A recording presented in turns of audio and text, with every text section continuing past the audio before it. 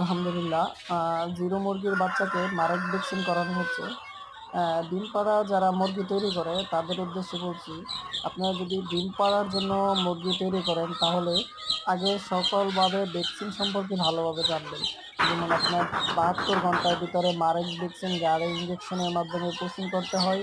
দেন আপনার foul pox, fowl cholera, bird flu, EDS ইত্যাদি সম্পর্কে ভালোভাবে জানবেন এবং যারা এগুলো ভালো বোঝে তাদের সাথে আলাপ আলোচনার মাধ্যমে ভ্যাকসিনগুলো করে নিবেন। কারণ ভ্যাকসিন ছাড়া আপনি যদি মুরগি লালন পালন করেন যেকোনো সময়ে মুরগি ভাইরাসে আক্রান্ত হতে পারে এবং মুরগির ডিমের প্রোডাকশন এবং মুরগি অসুস্থ হয়ে যেতে পারে।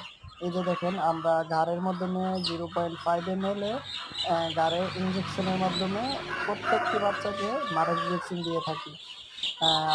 সবাই আমার জন্য দোয়া করবেন। নতুন কিছু জানতে কমেন্ট করবেন। আসসালামু আলাইকুম।